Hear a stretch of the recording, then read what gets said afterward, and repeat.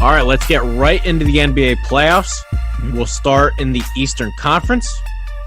First, we got the 1 seed Milwaukee Bucks, the 8 seed Detroit Pistons. The Bucks swept the season series. Jacob, I got to be honest with you, I just have no interest in watching this one. It's no interest. I'd rather watch two squirrels having sex in the backyard or something. Whoa. I really have no interest in watching this one. What's your takeaway for the Bucks and Pistons series? That does sound more exciting than this series, but I mean, there's not really much to talk about here. You know, I do like Detroit a little bit. I've become more of a Blake Griffin fan over the last few years. I think it's cool that Andre Drummond just decides to get every rebound possible. Don't like Reggie Jackson. But they have a couple of decent players, and they're probably a little bit better than the 8th seed, but they're just so inconsistent, right? And, you know, Griffin got banged up a couple days ago. You know, if Griffin's not 110%, they probably don't win a game, honestly.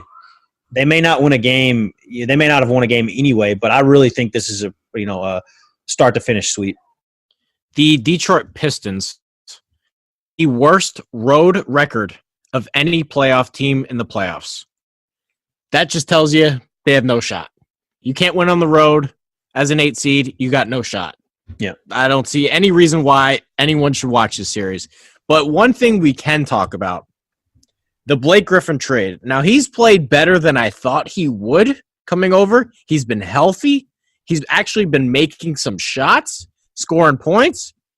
But is it fair to call this trade a failure from the Pistons' perspective? Because when you're the 8 seed, and when they traded for him last year, they didn't make the playoffs, and they're really – I don't even know if you call them stuck in the middle, because the bottom of the Eastern Conference is just really, really bad, and they could have easily missed the playoffs this year.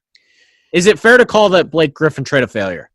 I think it is fair. I was a little bit back and forth on it. I understand trying to make a move for a star. You know, he was on a contract that, you know, nobody really was a fan of. They did, you know, now that we've seen kind of Tobias Harris has just always been slept on. Now that we've seen him kind of flourish, you know, he's going to get probably close to a max deal this coming summer. They gave up the pick that turned into, was it Shai Gilgeous-Alexander? Or one of those picks. It was back-to-back. So it was a pretty, you know, in a rookie class that is, you know, shown to be very deep. You know, there's a lot, you know, first and second team all rookie are, you know, it's a lot of good players on there. A lot of players you'd like to have, you know, and so I think you're right. It's probably a failure of a trade for Detroit, just because, you know, if they come in as the 5 or the 6 seed this year, you know, make some noise, maybe they, you know, you saw a little bit more improvement from some of their other role players, or maybe Luke Kennard or somebody like that, then you could probably say that it was worth it, but not as the 8th seed.